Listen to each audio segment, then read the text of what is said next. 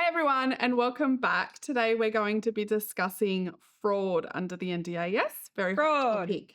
Oh, yep. But first, let's get into our fixations. Fixation of the week. Fixation of the week. Fixation of the week. Jordy, I hope you have a really great fixation this week. Look, I've come to the realization that I'm a very boring gal at the moment. Yep. Very boring gal. Okay. You know about this fixation. And this fixation only kind of was there for a very short period of time. It was probably like 2 days, but I went real hard on it. And since then, I've been kind of changed my view and gone down a different path. But gardening. And not what you expect gardening to be. Like, I don't really, it's not like caring for plants. Oh. And it's like getting out there with one of those like big snippy things. What are they called? Snippers. And just hacking at some trees. It was very therapeutic for me. That doesn't sound like gardening. That sounds like Murder? Yeah, to a tree. But yeah, there was about 3 straight days there where I was fixated on getting out in the garden and just chopping down stuff and pruning things and getting in there, just getting dirty with the plants, you know? Have you grown anything? No.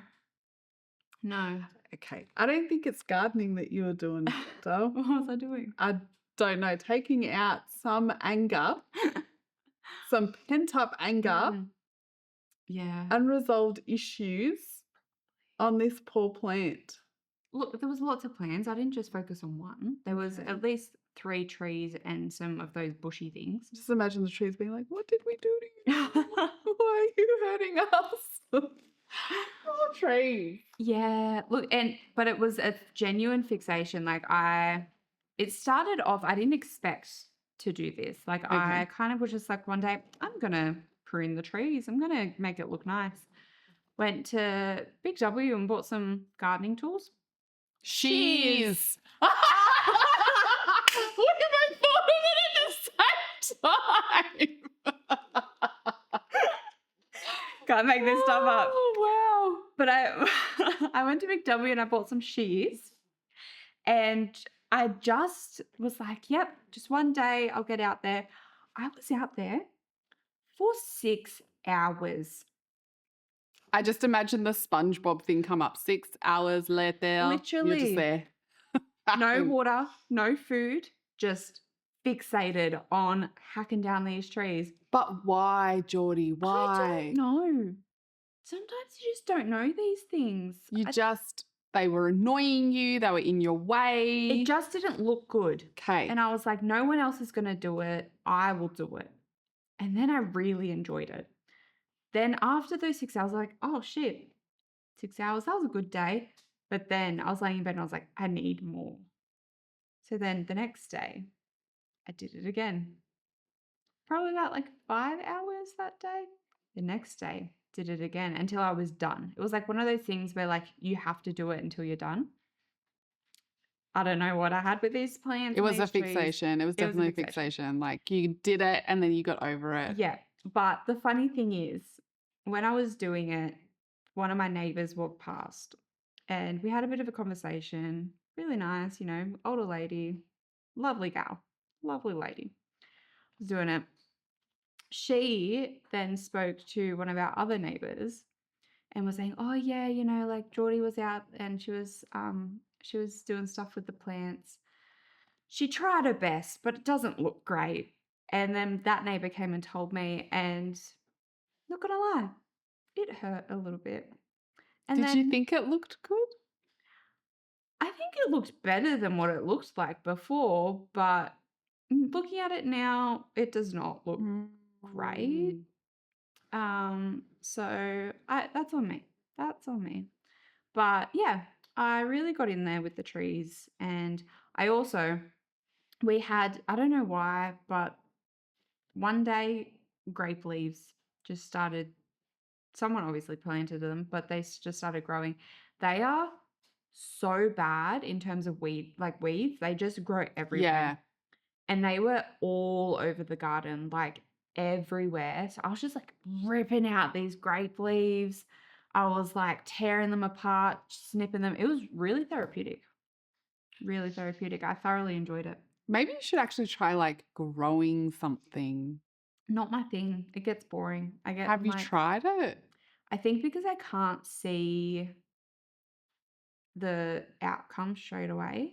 Like you have to You have to plant the wait. Yeah, seed you have to and plant then the wait, seed. and then it comes up and there's like 2 little leaves and you're like, oh my It's God. like an and then analogy of life. No, I'm not. You plant the seed. You care for the seed. I don't have time for It's that. like growing up children, you know, you have them, then you've got to, you know, raise them to be this but great person. you can see like they're there. It's like plants, it takes too long. By the time I plant that seed, might be a thing in the moment. I'm gonna forget about that thing. Nothing's gonna happen. It's just not my thing. But Brutal. chopping down shit, great. Feel like, you know, when you go through your wardrobe and you just get rid of a whole bunch of stuff, you feel really good, you feel really like refreshed. It was kind of like that. I had a moment. I'm so happy for you. Yeah. I'm really happy that that felt good for you. So that was my fixation. Again, not a crazy one, not a particularly interesting one, but it was a thing for a while. What's yours? So mine's a weird one, as you would expect. I have a little bit of a fixation. I go on TikTok. This is already, we know that it's going to be a spiral. We know. I go on TikTok and I like to look at mediums, psychics, tarot card readers. Yes. Not live. More. I do not pay them any money. Do not pay them any money. No. I don't do that. They just pop up on my feed and go. Is it those ones that's like, if you've stumbled across this video? Yes. If you have stumbled across this video, this is what's going to happen for you. Then I get like obviously ones that is like Sagittarius, we're going to do your cards today. We're going to see what's coming up for you, you know, all that sort of stuff. But what I like to do is watch them and then compare them to each other. So then I can work out what is actually for me and what is not. And I am an idiot. I know how TikTok works. I know there's an algorithm involved here. Yeah, my stupid ass continues to go, oh, yes, that relates to me. Oh, yes, that could happen to me. Yeah. So I have a problem, and that is what it is. And my husband will be like, what are you doing? Why are you watching?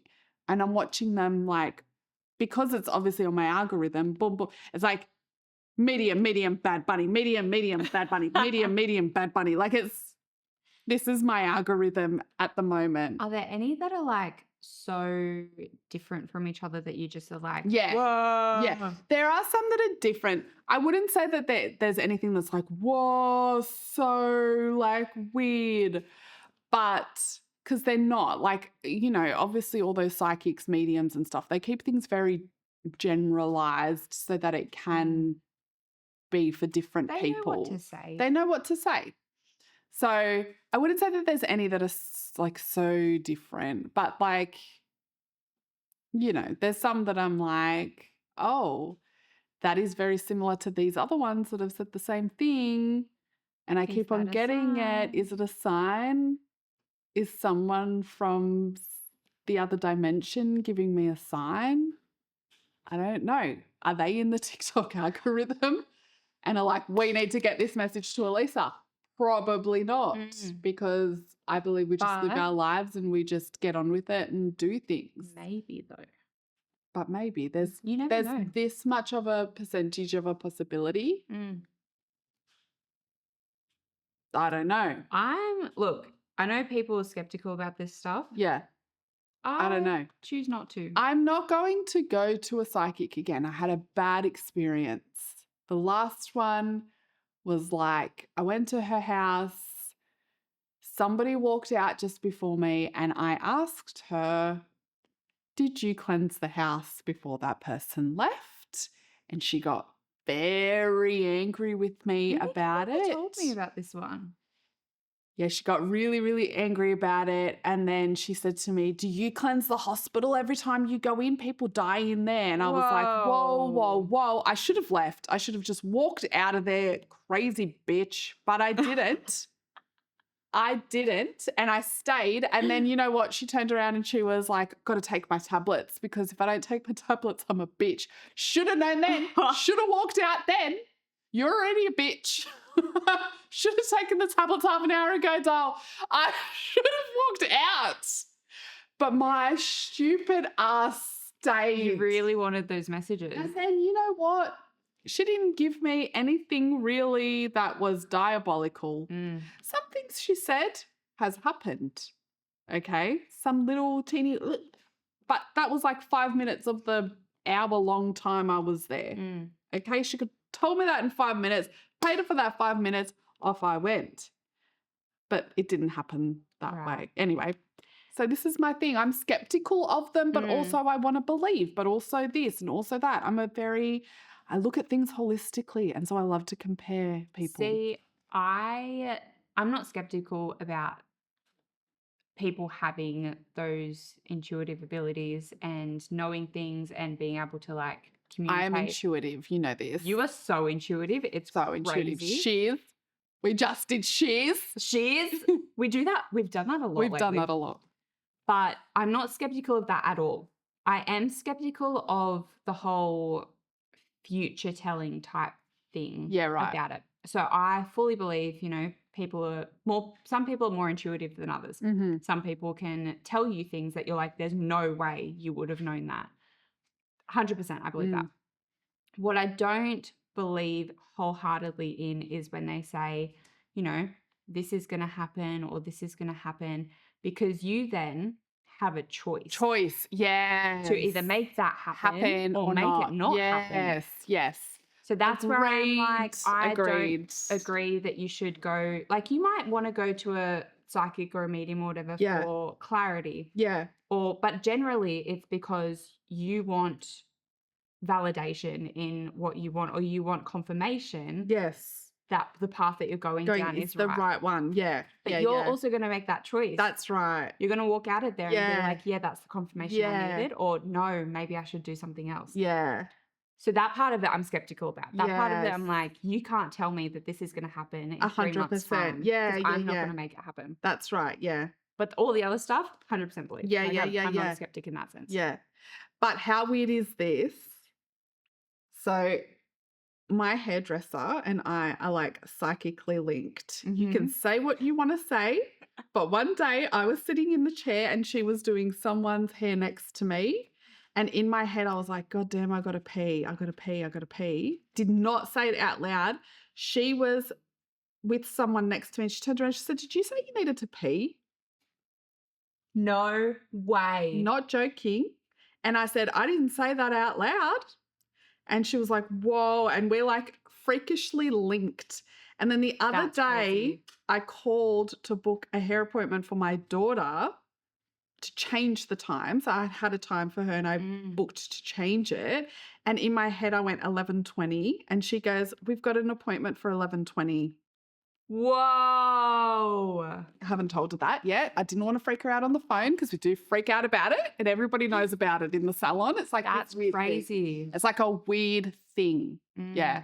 But I feel like also some people are very intuitive, but then they second guess themselves as well. So like for me, I might think that might have happened, but then I might be like, oh no, like it was nothing kind of thing. Or like, no, it was definitely a thing. Oh, that's definitely a thing. But I don't know. People just need to believe in themselves a little bit more. Great, Jordy. Believe in yourself. Believe in yourself. That was and Bad your Bunny's psychic abilities. That was Bad Bunny's message at the Super Bowl. And he's always still right. fixated on Bad Bunny. Big Bugs Bunny. Bugs Bunny. Bugs Bunny, guys. We're going to their concert. Anyway, from psychics who could be frauds to actual frauds. How's that for a segue? Great segue. Didn't even plan that. So today we are talking about fraud under the NDIS. First thing I would like to address right, is Fraud is a big word. It's a heavy word. Yes. There's a lot that goes to fraud. Yeah. People throw it out there like there's no tomorrow. Mm. Not everything is fraud. Mm. Just wanted to say that. It's not all fraud. Do you want to elaborate on that a little bit more? Sometimes I feel like, and I don't know if this is correct, this is my opinion. Yeah. I feel like fraud is an intention. Like you have to have the intention to be fraudulent for it to be fraud. Yeah. Okay. And I say that because sometimes mistakes happen. Yeah. Sometimes miscommunication happens. Sometimes, but also sometimes people go with things without questioning it. Mm-hmm. Sometimes participants, for example, don't understand that what they're doing could be determined as fraudulent. There has to be an intention behind it. Yeah. Okay. That's what I was going to say. So the difference here is the intention behind it. Yeah. Yeah. Just putting that out there. Fraud is a big word. It's a heavy word, but it's about the intention. Yeah. Okay. Well, I think that, obviously, again, and I know I harp on about this, but it's true. You just need to open up any Google, type in the NDIS. The first thing that's going to come up is all about the fraud and people frauding the system. And, you feel like you're hearing about that stuff every day. And it does happen. We see it and we definitely know that it's happening. I would say that it's probably rife in like SILs is where I've seen it the most. I don't think, But again. Yep, here we go. Okay. Don't back them up. No. No. They're doing the wrong thing. They're fraudulent. But but there's fraud. Yeah. And then there's people that don't know what they're doing. And I think that it goes into... Sure. Are you talking about, though, I think when we talk about SILs, I'm not talking about the support workers that are working under those SILs. No, I'm not either. Who can sometimes make mistakes because they're not led by great managers. I'm talking about the people themselves that have opened up these SILs. 90% of them that I've come across have been opened up by people that have seen an opportunity to make money. 100%. And have opened that up and who are then fraudulent in terms of, I will give an example here. A participant goes into a SIL or an SDA, what have you, because of their needs. The SIL goes, sure, we'll take him on, knowing full well behaviours, what have you. But in the background has already made a plan to exit this participant out over at a certain amount of time and get another participant in that they think is better suited. So they do that, getting this participant's funding, securing that, while also then securing another participant's funding and having them move in. But are you saying that that first participant, they've taken all of their money? Well, they've taken their money up to a certain point, which then they can move them along to another. So the intention was not for them to have a secure and stable home. No. It was just to get their money. So, okay, yes. And then move them on and get people in, get people out, get people in, that's get people their out. intention. Yeah, again, intention, yes. But I also think that there are a lot of SEALs out there who go into it not understanding the complexities of it and also don't understand the billing. And I wouldn't say that they're fraudulent. If it was to be addressed and they didn't fix it, fraud. But if it's just that they are doing what they think that they should be doing, because like SEAL, bringing up SEAL, like it's the billing behind it is actually very complex. There's multiple different types of ways that you can bill for SEAL. There's the ratios, there's the hourly supports, there's the one-on-one supports within that. It's actually very complex. So a lot of people don't know how to bill for SEAL properly. I wouldn't necessarily say that's fraud unless it's been addressed and they continue to bill incorrectly. So I wouldn't say that like all seals or 90% of seals are fraudulent. That's Such a devil's advocate, Jordy. I'm saying that. People are going to hate me about that. But I do think that seal in particular is. I think that's where we see it. Well, I think that's where we see it the most. And I think the problem is that we see them open and we see them open, you know, heaps of houses and they keep going, oh, yep, we're going to have all of these houses. And then 6 to 12 months down the line, they just shut shop and then participants are out having to look for another seal. I think this is it's a revolving door that we are constantly seeing. Definitely, but I think that also goes into the viability of seal and just people's perceptions of how easy it'll be to just open up a house, chuck some participants in. Yes. And go from there. Yeah, I think that they think that it's a quick cash grab, but in actual fact, it's not. Yeah. Once you're paying staff, once you're paying this, that, and the rest, 100%. it's actually not profitable, not worth it at the end. And I also think that the whole fraud thing, the government uses it a lot, and I think they use it as a umbrella term so that they can have an excuse or a reason to say this is why we're not funding this, or this is why we need to pull back on the NDIS, and this is why we're investigating this. Because fraud is such a big word. Like when I say it, I see it in big red letters in my brain, like, you know, one of those stamp things that's like fraud.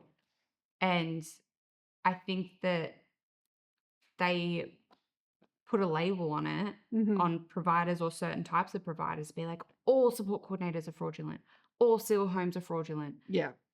To create this narrative that's not true. Yeah, and I understand that, but I think that there is so much fraud that is happening for so many different reasons, you know, that not everybody needs to be registered, so there's nobody overlooking them. And then by the time that they get caught out, they've already scammed like so much money, you know, out of participants and that sort of thing. You know, support workers, you hear it, it's rife there too, you know, not showing up for shifts, still claiming, you know, all that sort of stuff. And if a participant doesn't have a good support coordinator, doesn't understand, or one at all, it doesn't understand their plan, so easy for them, you know, they're so vulnerable, so easy for them 100%. To get rorted. So it is happening. It does happen, and it does happen on such a massive level, and we hear about it constantly in the media, but I feel like that there's not enough being done to address it in the NDIS space. They're just sort of like, yeah, it happens. We know it happens. Oh, well, what are we going to do? What are we going to do? We're just going to cut back on participants' funding. That's not the way to go, you know? That's not the way we address this. So, yeah, I just think that that's really frustrating. Yeah. But there's also the other side to it too, where, and like, I know I keep harping on about the government and how they use the word fraud, but even just the NDIS and stuff, but like, it's generally the NDIS. But there was a statement released, like for a while they were really attacking support coordinators. They were really looking into support coordinators, and they were attacking us. Yeah, the language that they were using even on Instagram and social media, stuff like that, was very against support coordinators. I agree. Basically labeled us as fraudulent. Yes. And everyone is fraudulent. I think that's why I'm kind of like a bit about this, because even to the point where they released a statement to say that if a support coordinator helped a participant to lodge a change of situation application, which they're allowed to do at any point in their plan, if it was deemed that that was not like needed, or that it was considered fraudulent because the participant was overspending on their funding and then needed the change of situation to go in so they get more funding, if that was considered fraudulent by the person that picked up the application, support coordinators would be charged, criminally charged, and fined. And it's like, okay, you're saying fraud, but what does that mean? What are you considering as fraudulent? And that's what I mean. Like, it just gets thrown out all the time. But what do people consider as fraudulent? What does that mean? What are the, like, if they're dot points to say, like, oh, yes, I've done this, this, and this, so I am fraudulent? Well, I think it comes down to the intention, like you said. Yeah, but how can they then, they've changed it into an opinion-based thing rather than a fact. I think you can smell fraud from a mile away, though. Like, Yeah. you know, on TikTok, for example, again, you know, there's stories of BSPs going out and doing an initial assessment, maybe not even initial assessment in person, maybe it's over the phone, not meeting the participant at all, and then taking 20 hours of funding to write up a plan. That to me is fraud. This is somebody that knows exactly what they are and aren't allowed to do and are doing it. How does the commission come down on that? Well, if that person is employed by someone, they might come down heavy on that provider.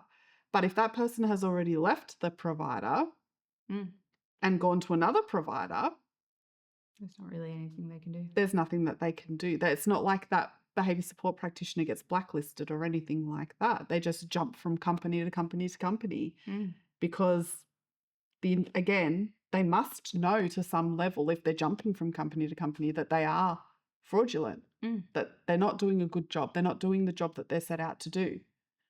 So it's happening, and it happens in every, I would say probably every, what's it called? Area? Yeah. Every area. Maybe OT and speech, I haven't seen it quite as much there because I think that they kind of underfunded to begin with. That's exactly right. They're underfunded, so they just need to make the most of the funding that they've got.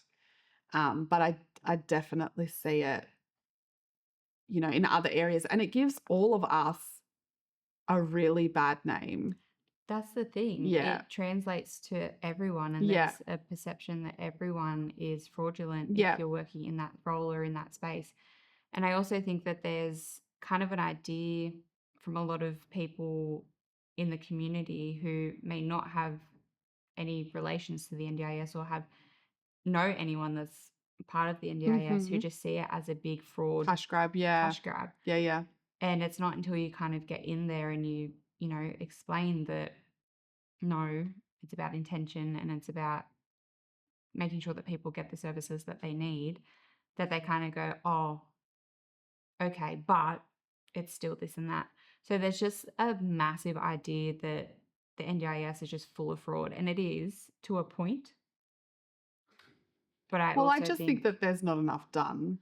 Yeah. I don't think that they have really acknowledged it. It's something that they, like I said, they just seem to go, yeah, we know that it's happening and oh, well. And then it gives ammo to other people to say, yeah, that it is. I think I heard the other day, I'll probably make a TikTok about it at some point, but there was a guy that was saying like the NDIS is like the cancer of Australia. Like it was really harsh to say that like we are basically like draining funds from the country and stuff like that. Like it was a massive call.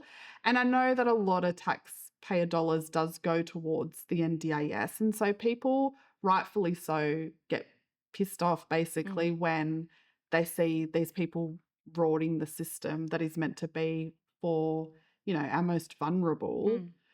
But yeah, I think that, you know, majority of the people in the space are doing the right thing, have the right intentions. The only ones that I would say, the reason why I say SIL is because I feel like the managers of SILs are so far removed from the participant. So it doesn't become about the participant anymore and about them getting to know the participant on a personal and individualized level. It's easy for them to turn around and just look at those funds, and it's a business. It's like this person, we put this person in, they pay us this much, and that's it. It becomes less personalized of how can we make this person's life better? How can we support them to live in, a home that they love? Whereas I think for you and I and, other allied health, I think that it is more personalized, more individualized because we're working one-to-one with that participant, and it becomes less about the money and more about the person and their quality of life. But that's not to say, again, like I said, there's behavior support practitioners out there. And, I've said this before on our podcast for behavior support. It's like the wild, wild west. We're not really, there's nobody really overlooking us as well. And we're crying out for it, that we would like something. But the NDIS hasn't come down on that either. So then again, you get people that are fraudulent. If they can, they will. They're going to take that opportunity. Yeah. And I think that, like you said, there's no one kind of, they go, oh, yes, there's all this fraud and not really doing anything about it. Yeah. But I also think that they throw out all these threats and all of these threats to do this and do that. And then people get scared. But it becomes a catastrophe in the space because people are like, well, I am doing the right thing. Yeah. I'm not fraudulent, but then I'm being shoved into this category that, they're saying is that I'm being fraudulent and I'm not. And I don't think it helps participants either to understand what's fraud and what's not. And a lot of participants, they will also use the word like fraudulent as well, not understanding that, although sometimes it's not in their best interest funding wise, providers can charge travel and they can charge centre capital costs and they can charge, the maximum hourly rate if they want. They might not see it as value for money. Yeah. But it's actually, we're allowed to do these things. But that's labeled as fraud in a way too. So I think it's about people's perceptions and intentions behind it as well. Yeah. I get that. And also, to be fair, like we could then translate that into the cancellation period that the NDIS have put out to say that you can charge up to 7 days cancellation. Well, I think that's changed now, isn't it? It's less than 7 days now. Still 7 days. Still 7 days. That's ridiculous. And like I wouldn't consider that as fraudulent. I would just consider that as not being person-centered and not working with the participant. Others might consider that as technically fraudulent because they can do it. I thought it was 48 hours now. No. It used to be 48 hours, still 7 days. But a lot of providers do implement the 48 hours because that's reasonable. Yeah. But yeah, you can still do 7 days. That's ridiculous. Yeah. So there's lots of things that, we're allowed to do those things, but it can be viewed as fraudulent. Yeah. I when I think of fraud though, I think of it on like such a bigger scale. Like when a participant will come to me and tell me that, there's been thousands drained from definitely their plan. And I'm like, wow, that's crazy, especially if it's done by a behavior support practitioner. I'm like, how on earth? Like, what are you billing? Like, that's crazy to me. But again, especially, we do see it from support work. We do see it from SILs not doing the right thing, draining funds any which way they can. And I think that, like, I had so many stories, not going to share any of them, but like, I think everyone has stories of, especially support coordinators, because a lot of the time we're the ones that need to hold people to account and put in reports and all of that stuff. But there's also like a level of distrust with support coordinators too, because we help people kind of navigate their money and allocate their money places. And, so there's a level of responsibility of us to make sure that what we're helping people allocate isn't for a fraudulent thing. Like that, even that whole space is really hard to navigate too. Like we're humans. We can know the price guide inside and out. We can know the yes and no list inside and out, but that doesn't mean that we're always going to get it right. Yeah. And, say you have a participant who was using their funding on physio, but they weren't actually funded for physio. The word fraud can be thrown in there because you're using it technically fraudulently, but it was still to give them support that met their needs. Yeah. Yeah. Like I think there's just so much weight to the word and it gets thrown around way too much, and that needs to stop. We need to really rein it in and just Yeah. put it out there for the things that are actually fraud.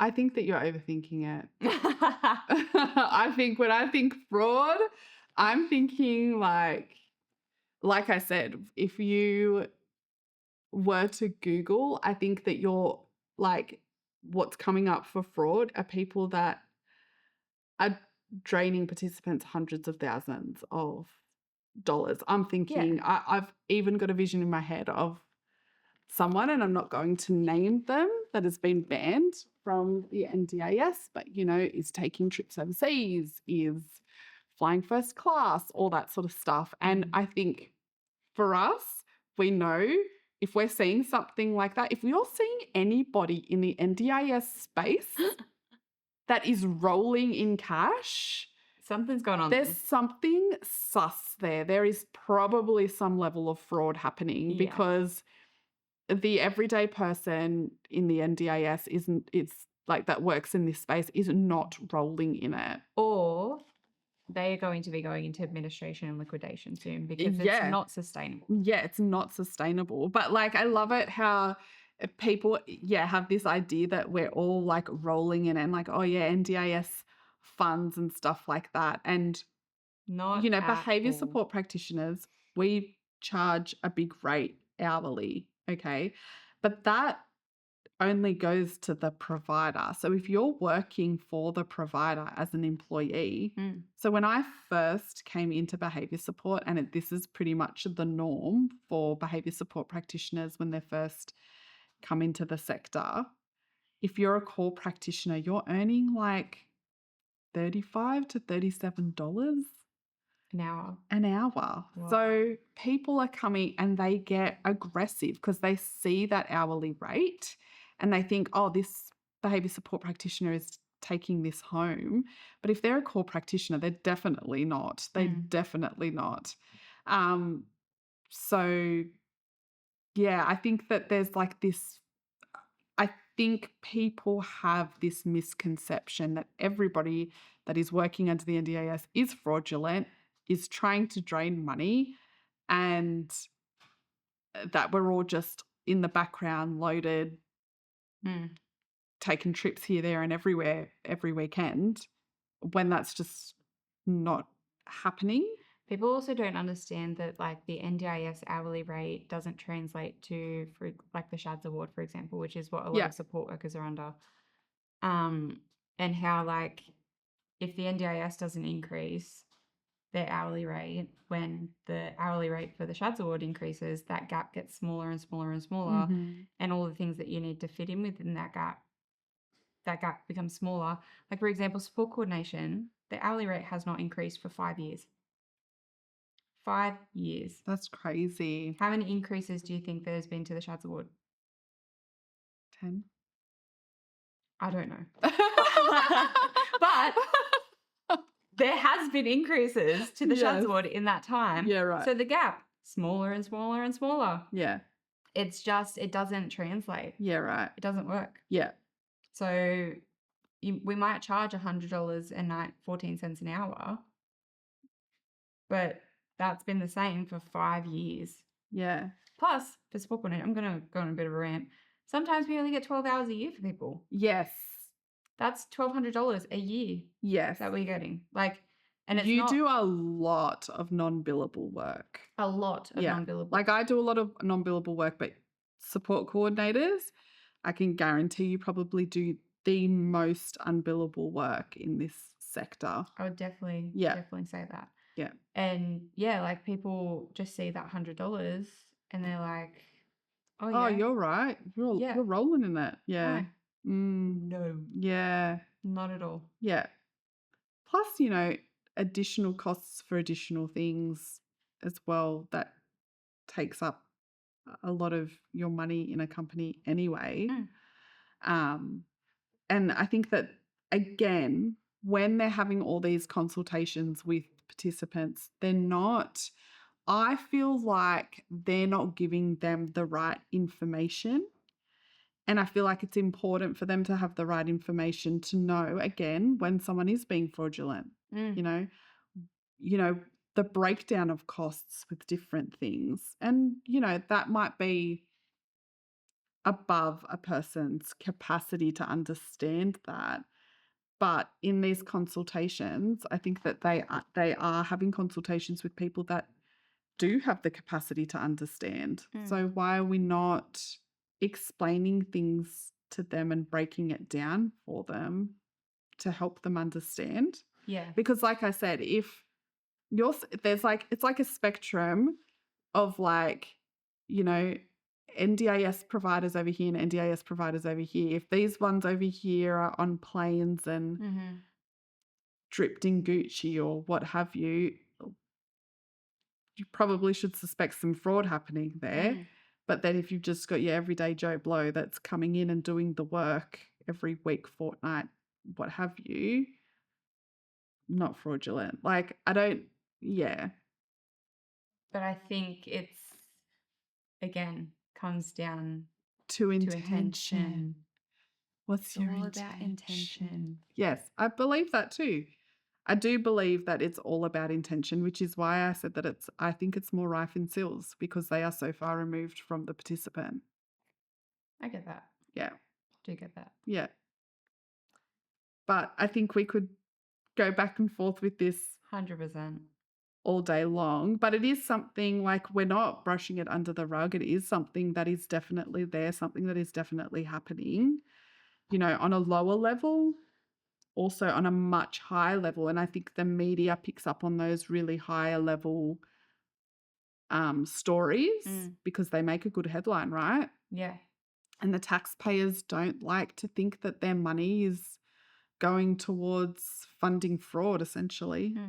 It doesn't help to educate the community on what the NDIS is and does and the glory that it can be. Yeah. It doesn't help with that at all. Yeah.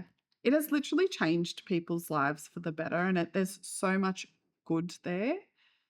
But then, I feel like with the media, and I don't know if it's because of Murdoch or what have you, but there's such a push of anti-NDIS in the media, and we're hearing it all the time, and especially around, like I said, fraud, because I think that it gets a massive reaction from people that don't have anyone associated with the NDIS, don't know anybody that works in that space that doesn't understand it. It's really easy for them to get rage baited on it. What I would like to say to those people is look down the barrel of the camera, Jordy, and give them a message. They're probably not watching this podcast, to be honest.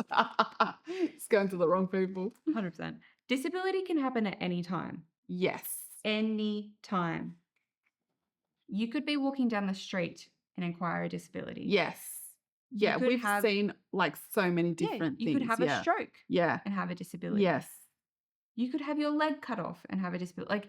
Disability you do not have to be born with. So for all those people who are saying it's a rort, it shouldn't be available to people just need to get on with it. I hope it never happens to you or any of your loved ones, but it could. Oh. Just saying. Yeah. It's something that people need to be aware of. Yes. We see it every day. And without that support, people can't live their lives. Yeah. A lot of people need that support. It's crucial. Yeah. Well, my going out message to this will be, if you're a dick, don't get into the NDIS. If you're going to be a fraud, get the fuck out. Have the right intentions. Yes.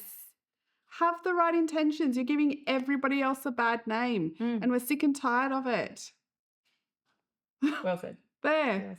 I said it. We wouldn't be having this whole podcast episode on fraud if it wasn't for you dicks. So stop.